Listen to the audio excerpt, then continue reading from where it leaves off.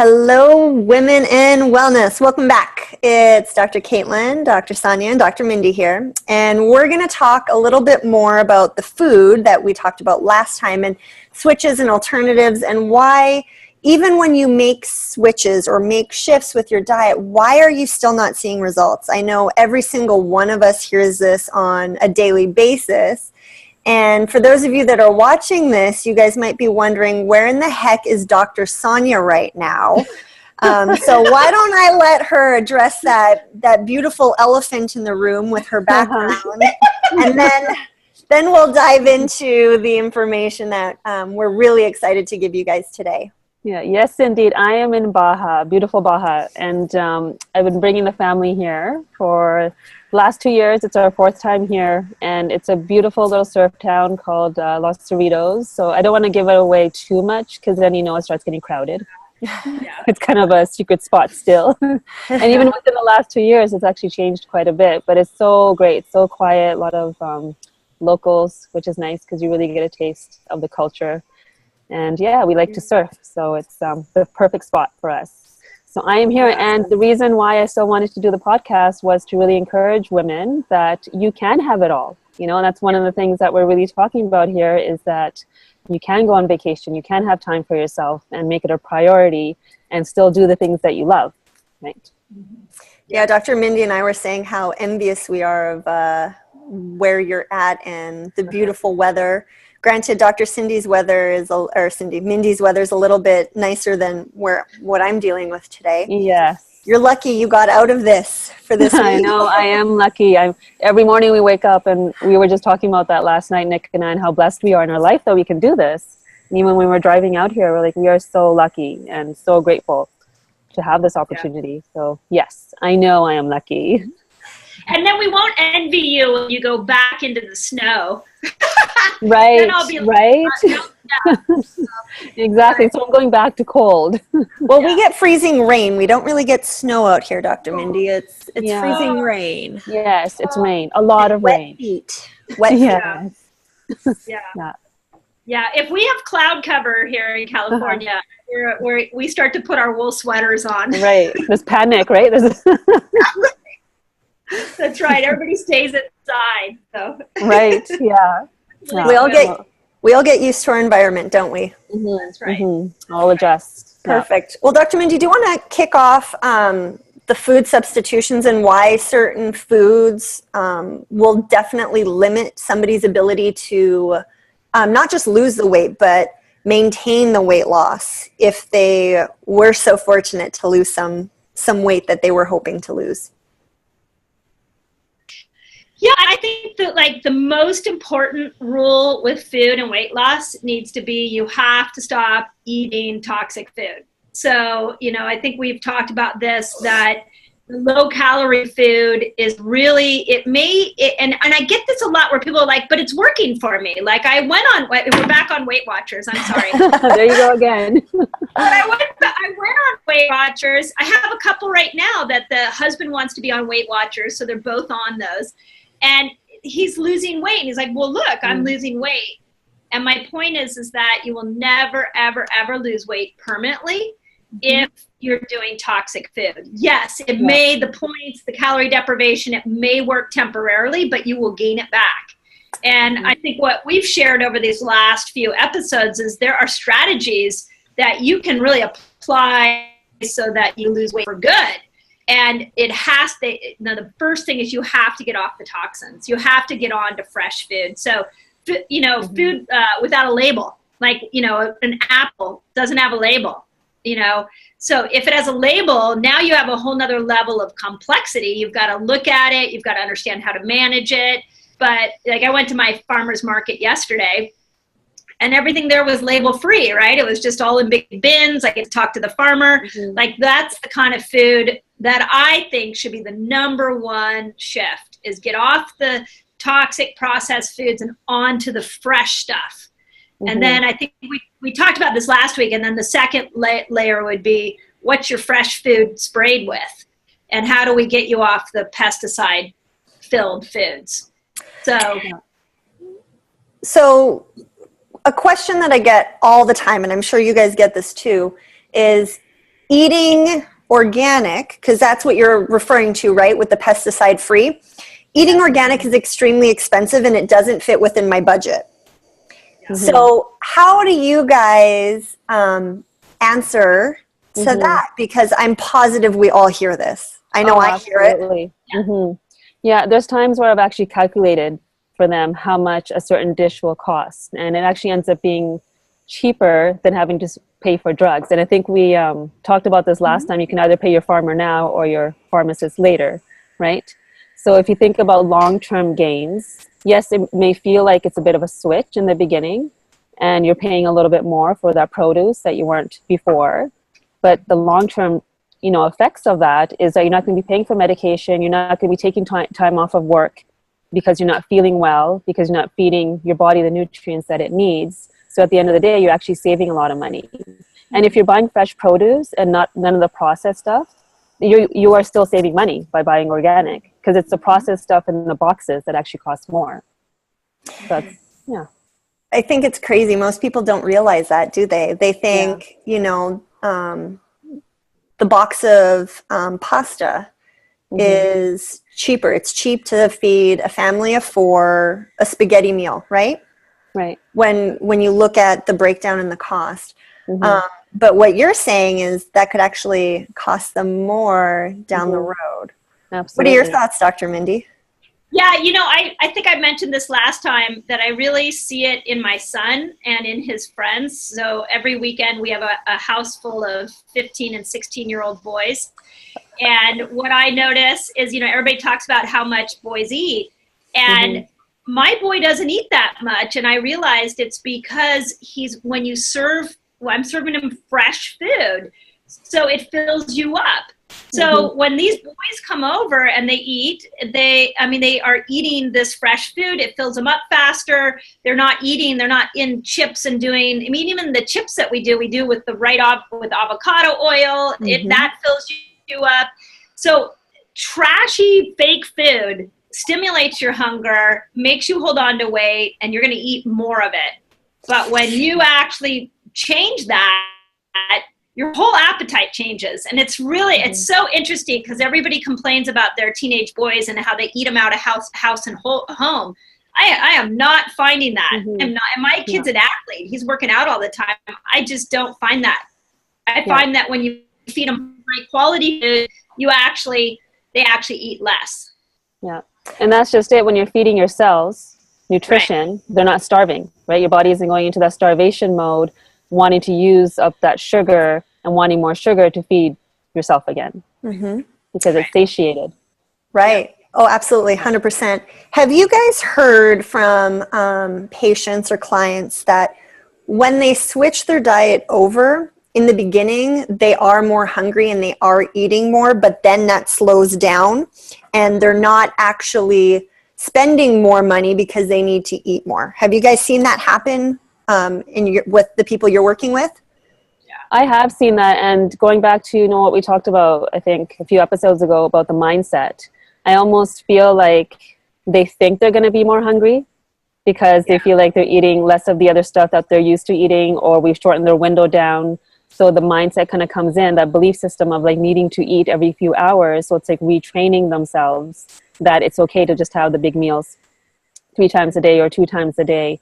And then once they have the experience of it, all of a sudden, then they're okay. So I do find there's a bit of a transition point where they're definitely hungrier.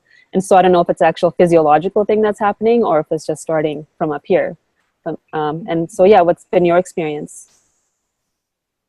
Yeah, and I would say the same thing, that transition, which is why I think it's really important for people to understand that everything we've talked about is moving you from a sugar burner to a fat burner. And in that transition, it can be a little bit like you can have a couple of days where you're a little bit hungry. But once you get the groove, I don't know about you guys, but I spend most of my days really full. I eat a little bit and I just am totally filled up. But that's because that's when you get yourself over to that fat burning place. And we haven't even talked about the emotional part of food. There's and the boredom part of food. Yes. People want to eat habitual. Yeah. What's funny? No, go ahead. Yeah. I was just saying, it's funny, just before I started the podcast, Nick was thanking me because I used to be Miss Hangry, right? But then I had to remind him I was also pregnant and nursing for 5-6 years, and that's why I was hangry all the time. And we'd be on vacation, and all I'd worry about was food. Like, what are the kids going to eat? Like, when are we eating? Where should we go? And I've been very relaxed. And he's like, thank you for being so relaxed about it. And I was like, oh, yeah. I'm not stressing about it anymore because I know they've eaten what they need to eat, and they're okay. Yeah. Mm-hmm. So, Go ahead. oh, I was going to say, I get, and I see, because I'm on a lot of different forums, and not just doctor forums, like I'm on just a bunch of different forums to hear what women are looking for, what moms are looking for. And a lot of moms are extremely worried about transitioning their kids from a carbohydrate-rich diet to a vegetable, protein, fat majority thing. And they're worried about their kids losing weight, not being satiated, all these things. Speaking as moms, why don't you guys talk to that and that fear behind, oh my God, am I giving my kid enough? How do I know that they're going to be full? That kind of thing. Yeah. Well, I think it's been passed down from generations because when I leave my kids at my mom's house, they are 10 pounds heavier when I pick them up. Wow. And, Wow. I mean, that's not in the literal sense, but they're bigger, and I remember being in Haiti when I went there, and my oldest was only 18 months old, and they sent me a picture. He was wearing this white onesie, and he was brooming, and it was a side view, and I was like, where did that stomach come from? And then my sister informed me after, with every 5 minutes, do you want a snack? Do you need a snack? You must be hungry. I'll get you a snack. And my kids are both good eaters, so they're like, sure, I'll just keep eating. And it was all good stuff, a lot of fruit, a lot of vegetables and everything, but it's just every half an hour, every hour. And I think that gets ingrained. So as a mom, there's so much guilt around everything. So the minute you feel like you're not doing what you're supposed to be doing, you feel guilty, right? You feel like you're not doing your job. You feel bad that you are not providing this nourishment. And so it's retraining the mom mind too, that they are okay. And my oldest, we're mostly vegetarian, and so I've raised both of them that way. And he, even if he gets introduced to meat, doesn't really like the taste of it. So I find he can actually go for hours without anything because he's eating good fats, he's eating his vegetables, he's eating his beans, and he's good. Whereas my younger one, I think he has more Danish genes, so he likes his bread and cheese. And he's a bit more of a carbitarian. Like, he would live off of white things. And luckily I don't buy that, but I notice in him, he's always asking for food constantly. I hungry. But the days where I'm home with him and I can kind of monitor what he's doing and make sure I'm feeding him the right stuff, he's okay. He's satiated. So I think even for children, it's a mind thing too, because it comes from us. Right? Would you agree, Mindy? Yeah. My sister was an overeater growing up, and my mom had her on all these diets, and I just kind of watched that, happen, and watched her try to get it under control. And I realized in living with such a dramatic overeater, and she's actually quite thin now at 50. She's 50, and when she was about 30, she figured out how to tap into her own internal guidance system and eat when she was hungry and not eat when she's not hungry. And she finally it clicked when she was 30. And I remember in that process thinking, I really, of all the nutritional concepts you can teach your kid, the most important is to teach them to trust their own internal guidance. And if we look at our watch and we're like, it's noon, it's lunchtime, you need to eat, you're now teaching them to respond to an external situation. So I really think that my kids, we would have days where it'd be like 3 or 4 in the afternoon, and my kids they have to come to me and tell me it's time to eat. And I'm like, oh, okay, we'll make you something now.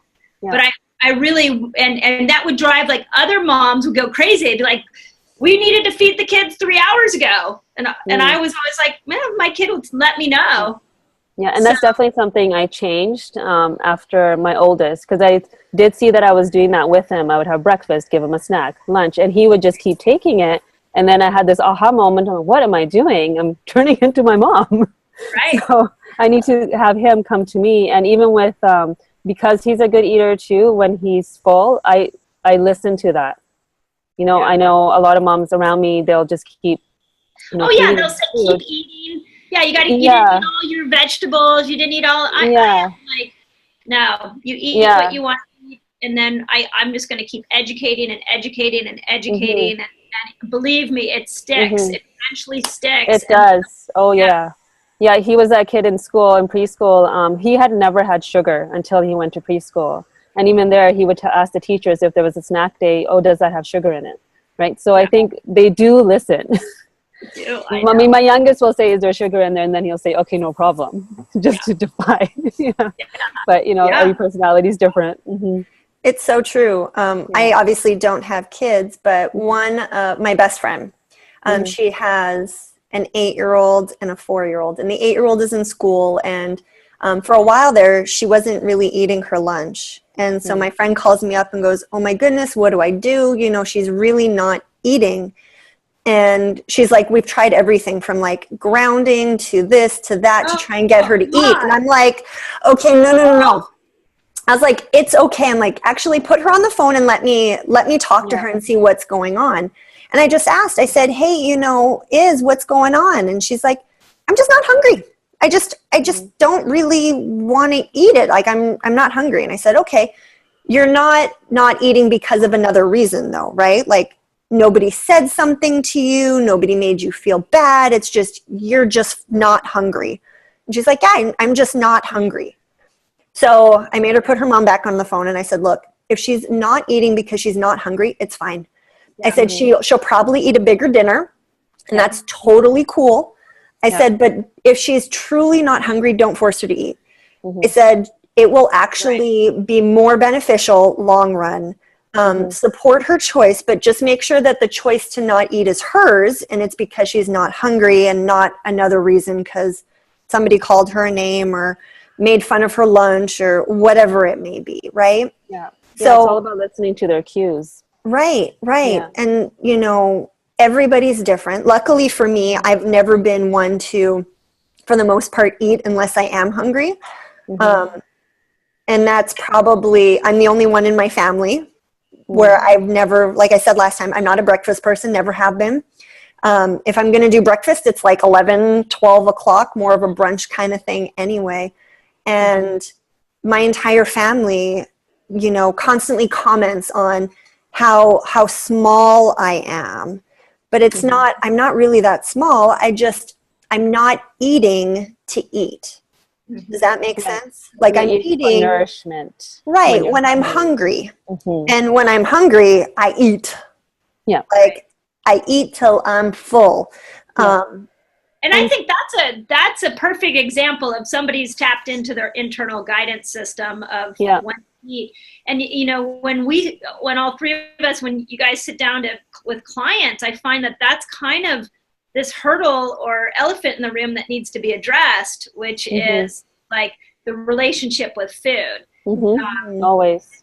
And when you start to make the way that I know the three of us go at making diet changes, what I see is that it does allow people to kill the hunger so that they can really understand their relationship with food. Yeah, and the why behind it, like the why they're choosing certain foods, why they're choosing to eat the amount they're eating. Yeah, it really does give them more insight. And when you change it too, it really does mean that you can get full. Like my husband is a big guy. And before we started doing really the diet variation with fasting and all sorts of different things, he would never be full. Like he would stop himself from eating because he'd see the sheer amount that he ate and was like, oh my gosh, like I shouldn't eat anymore. But he was never full. But when we transitioned and shifted everything, he now will eat and get full. And he's like, I'm full. Like I'm really full. And so now he has to figure out, okay, where is my stop point before getting to that, oh my God, I'm really full. I feel kind of gross now. Yeah. So there is light at the end of the tunnel when you when you do make those shifts or those Yeah. changes. Yeah. Yeah. It's all about And I would listening say- to. No, go Oh, ahead. go ahead. No, you I'm go. just saying it's all about listening to that inner voice, right? Mhm. Like there's so much knowing innately in us, and it's just about quieting the mind so that we actually can tap into it and listen to that. But we're too busy to do that, and we also use food as a distraction as well. So I think relationship is key.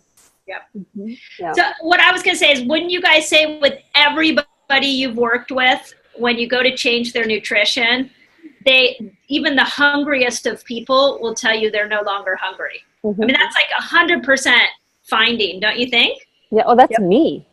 Right? Oh, yeah. That is Yeah. me. Yeah. Just the airplane ride yesterday. Everything. Nick was like, "Wow." I'm like, I know. I'm not hungry. You're welcome, Nick. Yeah, exactly. It makes it so easy when you travel. Oh my God, Yeah. it's so much. Yeah. This is why I think that this style of eating is amazing for the working woman. It is amazing because is. you don't have to stop and eat. You can, if you were like power on through, you can power on through. It just is. Mhm. It's incredible. It's such a gift, and it's not, to me, it's not a takeaway. It's not a, I don't miss Mhm. any of my old food that I used to eat. And Mhm. one thing we've got to talk about is gluten-free junkie, because I was a gluten-free Yeah. junkie. And Yeah, absolutely. and I was always hungry as a gluten-free junkie. Mm-hmm. Yeah. Oh, yeah. Yeah, And yeah, the thing, oh, go ahead. I was going to say, I just asked her to share experience with that, but go ahead. Oh, I was just going to say, eating this way too when traveling, it makes it so much easier because when you look at your options at the airport, most airports, crap, absolute crap for Horrible. options. Horrible. And not to mention, like, the food options aren't great, but the cost is insane. And it's because they can charge that because you're not going anywhere else to buy food. Mhm. So you're not only saving a whole ton of money, but you're saving yourself from eating crappy food. Mhm. And you guys, maybe we can do this on a different podcast where we can talk about what are some options, because obviously kids, when they're growing and things like that, they do need to eat a little bit more often. And during travel, high stress, they're probably going to be more hungry.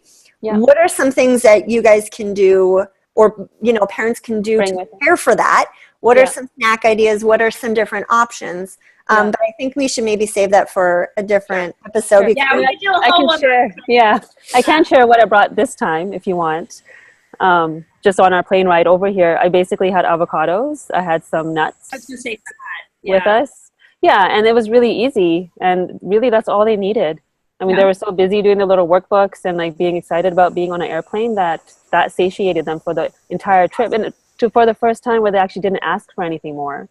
That's awesome. So yeah, I don't think it really takes much. Yeah. I usually travel with avocados. I was just going to say the Really? avocado is like the perfect food, right? Uh-huh. It's got a skin. You can put it in your backpack. It kind of acts like a little bowl, so when you cut it open. Yeah. Or little bliss balls. I've made those in the past. I didn't this time, but yeah. And I always get looks when I'm eating like an avocado. Do you guys? Oh yeah, I did. And then I just tell them, this is the perfect travel food, and I'll tell them why. Yeah.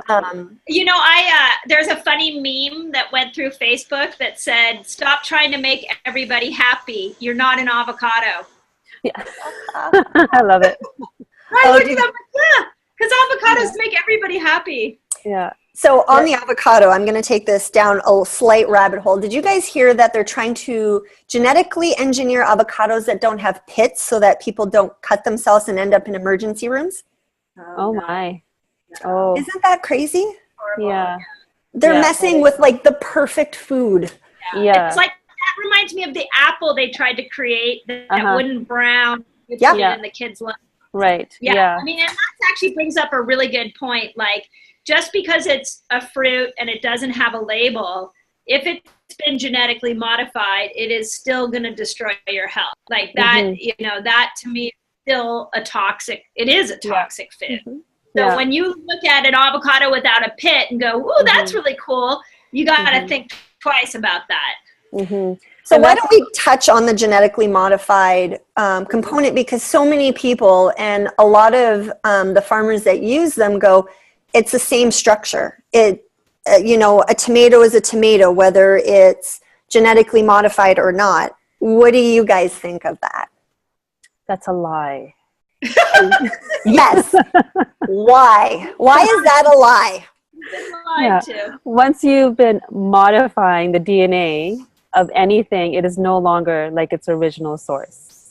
And the minute you do that, and just thinking about it logically, the minute you ingest something that's been genetically modified and something that your body also cannot recognize, it's going to create some sort of havoc. It's no different for me than taking birth control pill or other hormones or, you know, things that the body just does not recognize and is not supposed to be in nature. There's a reason for it. Right. Yeah. So Yeah, A does not equal A. Yeah, I mean, I think you can take it down all the way to the science of glyphosate, you know, and the genetically modified foods have, genetically modified foods have Bt toxins in them that when they go into the gut, they change the microbiome of the gut. Yep. And then come over here and like look at studies that show, well, gosh, if your gut microbiome is off, you can actually trigger genes that make you hold on to weight. And you're eating this apple that doesn't brown in your purse and you think you're doing something great, but you don't realize that it triggered something in your gut that now has you holding on to weight. I mean, I think for me, that's like the connection I want people to understand so deeply, is that we really have to go back to that true source of food, go back to food. We have to go back to eating real food. Because even our with grandparents ate. Right. Yeah. Well, even with eating the real food, our soil isn't the same as our grandparents ate either. Like 50% of the nutrients have already been lost. So already, even when we're eating organic, we're not getting those nutrients we used to. Yeah. So it's even more important to make sure we're eating organic and we're not eating genetically modified food because we're already deficient. Right. Yeah. And so let's talk about non-organic for about 5 minutes, and then let's totally switch over to the gluten-free is healthier thought process. The main problem that I have with non-organic fruit and vegetables is the pesticides on there drive every toxin that we have in us and that we're exposed to on a daily basis deeper into our body. And the scariest part is it drives it deeper into our brain. And that to me is, if that's not the reason not to eat non-organic, I don't know what would be a better reason. Think about this, like you're driving exhaust toxins deeper into your brain when you eat that salad from McDonald's. Or the toxins from the salad. You chose the salad because it was lower calorie, thinking that was going to help you lose weight. Again, this is such important information for people to get. Because they think they're choosing healthier, but without knowing that they're still actually creating issues in their body. And maybe why don't we talk a little bit about what those issues can actually look like to really actualize what that means if you're not eating organic food. Like, for instance, the pesticides mimicking estrogen in our bodies. So prostate cancer has gone up, breast cancer has gone up. So all these hormonal problems that, you know, a lot of women and men are facing today. Some of the sources is because every day we're putting into our mouth something that's mimicking that hormone and we're not able to detoxify it out. Kids, little girls at the age of 7 going through puberty. What? Oh my God. Oh my goodness. Yeah, and again, I think the other important thing to point out is it's the habitual way in which we're eating these pesticides. It's like, you know, every day a little more and a little more and a little more. And it's just building. Yeah, the bucket gets more and more full. And, you know, if you think about all the people that are dealing with digestive issues, like constipation, some people think that it's normal to have a bowel movement every other day or once a week until you educate them that it's not. So you think about all the buildup that's happening in their body. No wonder there are so many hormonal issues. And I think a lot of people don't make that connection between the two. So, and it all stemmed from what? Our food. What do you guys think about, so people who truly are on a very, very, very fixed budget, now granted, obviously going 100% organic is best case scenario, but what about telling them only purchase organic for the dirty dozen? So the most highly sprayed, fruits and vegetables out there, I will never, ever, ever even think about buying them non-organic. If I'm trying to do a recipe and it requires something and I don't have an organic option, I switch my recipe. I just won't do it. Yeah, I think it's a good place to start. Yeah, it's good. It's a good example. Very good. Yeah. And so that's an easy way to maybe make some massive change in little steps, right? We're looking up the dirty dozen. So like tomatoes and potatoes and lettuce and peppers, apples, strawberries, celery. Yep. So those are the big ones that are highly sprayed. And so if you can buy those organic, you're already moving in the right direction. Yeah. And I think once they see the result of that too and start feeling different, then that'll encourage them to possibly choose to get more. Have you guys seen the video? It was on a UK family where they did blood test of all the family members before, put them on a strictly organic diet for 1 month, did blood tests later, and the pesticide and toxic load in all of their bodies had gone down. I don't remember the exact amount, but it was unreal. I remember hearing about that. Right? Yeah, it was quick. Yeah. And so for those of you that maybe think we're being a little dramatic with the organic thing, maybe look that video up and just watch, and you can actually see test results just to show you how important it is to make some of those changes anyway. Yeah, and I also think to address the budget issue, this is what I love about fasting, is that it really crosses those boundaries where people are like, I can't afford, to eat in a very holistic way. Well, if you just do what you just said, you stick to the dirty dozen and you start to work on fasting, start with intermittent and then go try some dinner to dinner. But you find you don't require as much food. And I think that ultimately when you go to buy food, because you don't require as much food, you can afford the pieces that are more expensive. Yeah, you're not spending the money on the snacky food. And most of my patients notice a huge reduction in their grocery bills because they're not buying all the snacks and the treats and things like that because they don't need it. They're not hungry. And their sweet tooth also goes down. So sweet tooth, gluten-free, grains. What's the okay, well, before we go gluten-free, what's the problem with grains, guys? Turns into sugar. Yeah, sugar. Yeah. Even if it's gluten-free, I mean, you just get this spike, and then that makes you more insulin resistant. So if you're trying to lose weight, it's going to be a bummer. It's going to be frustrating. Yeah. So Mindy, why don't you share with us? I'm curious about your gluten-free obsession. So when I was 20 years old, I had chronic fatigue. I was diagnosed with chronic fatigue syndrome, and I was told to go on medication and just see if something would work. And this was the top chronic fatigue specialist. And my mom luckily didn't accept that as an answer and took me to a holistic MD that basically put me on a ketogenic diet. We just didn't call it that. Yeah. So he put me on, he had a name for it. He's a homeopathic MD and he's around somewhere. One of these days I contact, thank him for changing my life at 20. But yeah, he put me on meat and vegetables. So I had no fruit, no grains, meat and vegetables. And in those days, he told me that wheat was the enemy, that it was coming from wheat. You need to go gluten-free. He tied it to candida. But what happened to me is I went from being, 20 years old, not being able to get out of bed. I just slept all day. And I went on this diet, and within 3 weeks, my whole health turned around. I had been carrying extra weight at the time. I dropped 20 pounds instantly. And I thought it was because I was eating gluten-free. I didn't think it was because I was eating grain-free. So as I started to implement, now back then, I'm 48 now. So that's almost 30 years ago. When you ate gluten-free, it was like eating a brick. If you got cardboard, you were like, yeah, it's amazing. And yet, if a robber came into your house, you could huck it at him and knock him out. It was horrible. So, but we tried to pretend that we liked it. And so for the last 30, until I started doing the way we're all eating now, I ate gluten-free, but I still would crash in the afternoon at 3. I still had brain fog.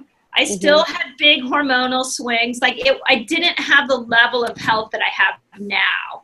And it was giving up that last little piece of the gluten-free, because as the gluten-free world became more prevalent to me, I would do gluten-free muffins, I would do gluten-free cookies, and I felt like it was healthy, but it wasn't, So it really, that jump from gluten-free to grain-free, for my brain and my energy was just amazing. So, well, I think the problem is with it. I just think, and I see so many people come in and they're so proud, right? They're like, oh, I'm gluten-free. And I'm like, that's awesome. We have the first step. Now we got to get you over to the second step. Yeah. Because I think the problem lies in wanting to make the gluten-free taste better. So then they're adding different kinds of sugars. They're adding different, like xanthan gum and, these emulsifiers and stuff that actually create more damage in our gut. And not many people are aware of that. They just see the gluten-free sign and we're good to go. Right. Yeah. And it's not really. Well, and a lot of people they think that gluten-free is a fad, right? Oh my God, it's just this fad. When in reality, Dr. Mindy, you were saying that, the grain is toxic, and it's true. Grain these days is toxic, and it's because they've genetically modified it from where it used to be. Remember, it used to be like really tall in the field. Now it's 4 feet. Yeah. Crops or farmers can get like 2 yields per year. So it's a far more, farmers can make more money doing it this way now. So I don't blame them. But the problem is how we've modified it wreaks havoc on our gut. And so there's a difference between celiac and gluten sensitive, right? So there are a ton of people who are gluten sensitive. And the problem with gluten sensitivities is there's not one sensitivity that every person that's sensitive to gluten experiences. So like for you, Dr. Mindy, you had chronic fatigue. I also had chronic fatigue and chronic sinus infections and headaches. Anger over here. Yeah. From gluten? You had anger from gluten? Irritability and angry. I believe it. Yeah. Oh, 100%. And so it's going to affect everybody differently. And so just like you guys said, what they're trying to do is they're trying to make it okay for those people to still indulge in the gluten-rich food. But what we're having to do to still enjoy those treats or those comfort foods, because a lot of it's comfort, right? Like it brings us back to childhood or a grandma or whatever it may be. Oh, the smell of baked goods. Oh my gosh, right? Yeah. Like the smell of fresh bread. Oh, I'm not a big bread person, but it's how we're preparing these things that really make a big, it causes a problem.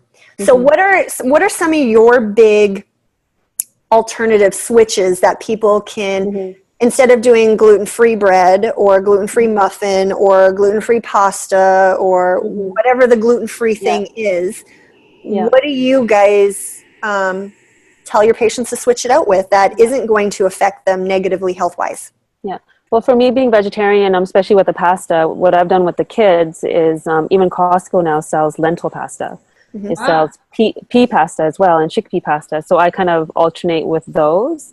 And I find really there's no difference with the taste. Because we were getting rice pastas, we were doing quinoa, we were doing all these grains. And then as soon as we went grain-free, when we're not on vacation, I'm doing variation this week. But we tend to do more of the lentil stuff at that point. And for our American listeners, Trader Joe's has a great black bean and red lentil that it's just black bean, it's just red lentil.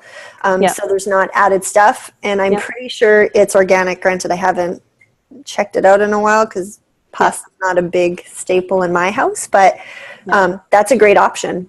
And so what do you do then for rice? A cauliflower.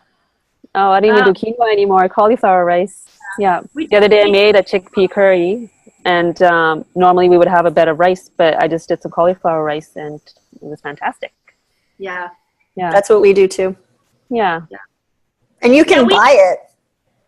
Yeah. Or you can buy it pre-made. Although, you know what, at Costco, I found one that comes in little plastic containers that you're supposed to put in the microwave. Oh. And I was like, oh, no. We've now ruined cauliflower rice. I'm Yeah. going to put cauliflower rice and put it in plastic in the microwave. We got a problem here. So that's a whole other show. Yeah. Yeah. Yeah. What is it? I was going to say, what is it that you do, Dr. Mindy, then, instead of like rice and pasta? Well, so we do a ton of quinoa in our house. Both kids are really active. And so they'll do the cauliflower rice. They like it, but we mix in some quinoa. We don't do any rice. We do sweet potatoes a lot. And on a variation day where we're doing more carbs, I'll do a gluten-free chocolate chip cookies. We have a gluten-free baker at the farmer's market that one day a week I'll buy that for them. So I try to vary it. For the most part, literally, if you were to sit and have dinner with us every night, our dinner is always some type of organic protein and a big salad. Yeah. That's like, and we'll have some quinoa if the kids want it. We actually feed quinoa to our dogs now with with raw meat. They get a combo of that. Nice. So yeah, I mean, that's pretty much, we're meat and veggies kind of family. Mm-hmm. Yeah, us too. So other than the cauliflower rice, I love cauliflower rice. I think it's a great substitute. My one recommendation is don't cook it too long because then it gets kind of soggy. Yep. One of the other things that we do, so I use spaghetti squash. And I love spaghetti squash for like spaghetti. I also make it into like a pizza casserole kind of thing where I'll cook an egg into it and make it more into like a casserole dish. Right. I will make like chocolate chip cookies, but I use almond flour or coconut flour. I don't use a lot of the stabilizers, so I don't have xanthan gum in my house. I don't have any of that stuff. I will use the lentil pasta on occasion as an option. We don't do a lot of we don't have any quinoa or rice just because neither of us really crave it. We don't really go that direction. So, but I have tons of recipes that I give my patients when I'm telling them to transition just to make it easy so that they don't have to try and figure it out, because I don't know about you guys, but I get into a habit, right? And we have our like 10 go-to meals kind of thing because it's easy. Nice for variation. But maybe we can do that. We can post some of those recipes on the Facebook page for those that are interested. Yeah. Mm-hmm. Yeah. And so what do you think the hardest thing for people going not just grain-free but gluten-free is? I think it's what we talked about before. It's the relationship. And I also think they use it as a filler, right? So if they're not eating enough fat, they almost feel like they need that grain to fill themselves up. So I think as soon as you switch them out of that way of, their belief system, and also when they have the experience of getting more energy without it, I think then naturally they kind of switch over to the grain-free. Well, I had an interesting conversation with a patient today who is a performance coach, and she works with like top CEOs. She actually has one of her clients is going to the Olympics here soon. And I've been teaching her about the ketogenic diet, everything we've been talking about. And one of the mental switches that she recently had was that she was still under that belief, I have a busy day, I need to make sure I eat so I can handle my busy day. And she was just left my office a couple hours ago, and she was going off to teach a class at the university. And she's like, should I eat? Should I not eat? And my point to her was, no, actually, if you don't eat, your body will start to produce ketones, and then ketones get your brain working well, and you're going to actually find you'll do better if you don't eat. So when people are transitioning, I think it's more important to understand the compressed eating, that when you can transition from eating all the time, high carb, and like the first step, transition over to lower carbs, smarter carbs, but compress your eating. Now you can start to understand the magic of no hunger and the mental clarity that comes with this type of eating. Don't you think? Absolutely. So I 100% recommend that for adults. What do you recommend then for kids, like this whole compressed eating window? So I think kids should be grain-free majority. They will be fine eating fruits and vegetables and protein and fats and things like that. So you don't have to substitute in, the breads and the granola bars and all of those things. But for this sandwiched window of eating, what do you think for growing kids? Well, I think my kids have been doing that forever because our bedtime is so early. Like they're in bed by 7. So their dinner's usually around 5 or 5:30. And so they naturally have been doing 12 to 14, 16-hour fasts anyways. Their breakfast has always been a smoothie, and that's actually what they enjoy having. So they're not having any sort of grain in the morning. And now I'm okay with him skipping that meal too. I wasn't before. The challenge that I think a lot of moms face is with school. Like when he started kindergarten, he wasn't eating at school because he's busy, right? Or he's not getting enough time. And then I could see that he was having a bit of a dip when I'd pick him up from school. And then he's snacking because he's hungry. And dinner time came along, and now he's not hungry. So now he's filled himself up with, it's fruits and vegetables, but still, he's filled himself up. And now he's not getting like the fats that I want him to get in that meal. So I had to really reframe that for him too. I kind of taught him, to pay attention to how he was feeling after school and that he was getting a bit moody. So now what I've noticed is he's having his lunch. And I basically stopped them for him having anything after 6 p.m. And so I feel like that kind of shrinks the window naturally. So you don't really have to stress about it.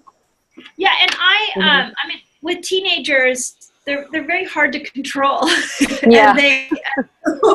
I have really done more lead by example. I really, my husband and I talk all the time about food. We talk about why we bought something at the market. We talk about all the fasting that we've been doing. So the kids see it and so they understand. I don't need to teach them anything. I'm modeling for them what they should, which is more powerful. Yeah, absolutely. So I think that's probably the most important thing is to find what your groove is, and then your kids will follow with that. Now, I heard this a long time ago that figure out what your kid's currency is. Figure out what internally motivates them. So both my kids are athletic, and so my conversations are around. Well, like my son, all of a sudden now he's on this salad kick and he only wants to eat salad with meat.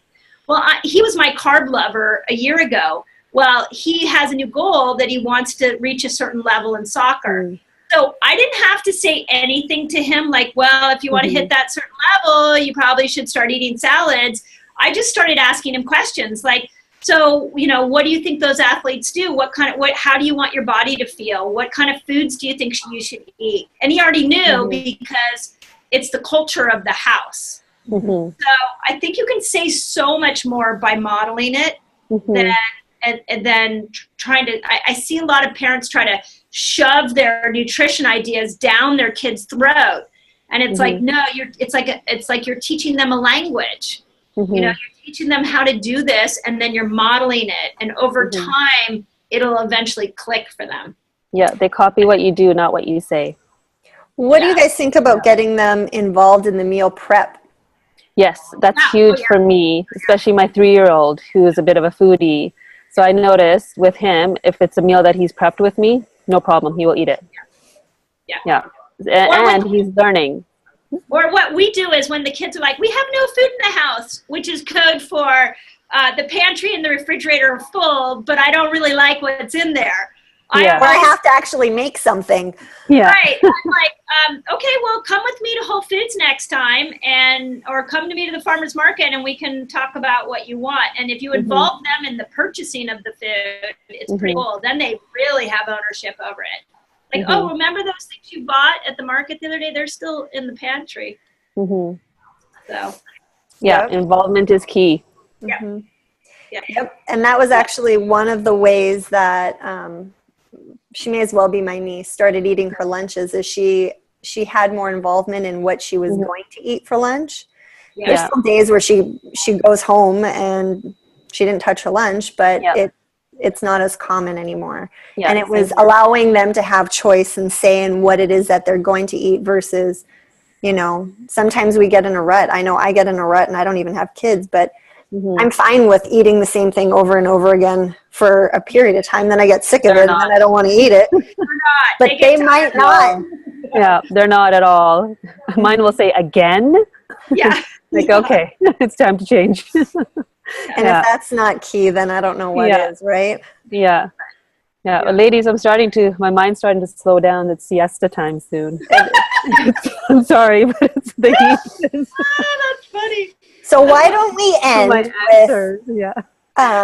with one thing that somebody can change that will make a massive impact in their overall health. And it might be weight loss, but it might be more energy, or it might be mental clarity, or whatever it may be. So what is one thing that they can change food-wise that will make a massive impact? I think the grains, that would be mine.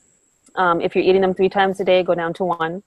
Yeah. You know, if you're eating 1 times a day, get rid of that one. Yeah. And just have the experience of it. Do it for a week. See what that feels like, and see what it does for your energy, for clarity, for your mood, and make a decision after that. You know, I think you have to have the experience of it to really want to keep doing it. Yeah.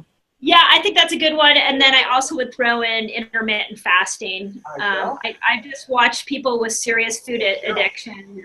The body, once it's given an opportunity to start to repair itself, it's amazing how those cravings start to go away. So stop eating all day and compress your eating time and start some intermittent fasting.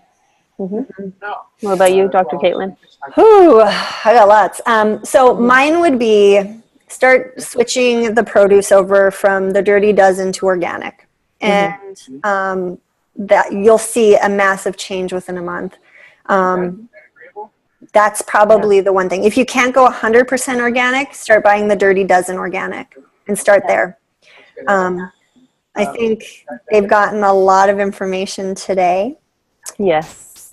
And what are we going to talk about next week so that they can have a heads up? We're going to do toxins and how that affects our body and where they come from, whether it be environmental or... Now Yeah, I think it'd be nice. Yeah, let's do some of the other interesting thing, especially if you tie it into weight loss, is people don't think of what they're putting on their skin or their household cleaners. Nobody ever thinks of that as causing a weight loss resistance issue. Yeah, I think that'd be great. That would be good to talk And maybe giving some alternatives to those things. That they can- Wonderful. yeah, great. Perfect. Well, you have a fabulous week in Baja there, Gracias. absorbing your vitamin D. Will do. Well, I'll be taking mine in the bottle form. Yeah, no problem. I'll bring some home. I have a happy light. I put a happy light on me. I don't have it with me, so that's how Yeah. I'll be mine. Yeah, perfect. You just imagine yourselves being here with me. I'll imagine it too. There you go. Yeah. Perfect. All right, ladies. Well, thanks All right. so much. Okay. Happy week. Yes, you too. Bye. Bye.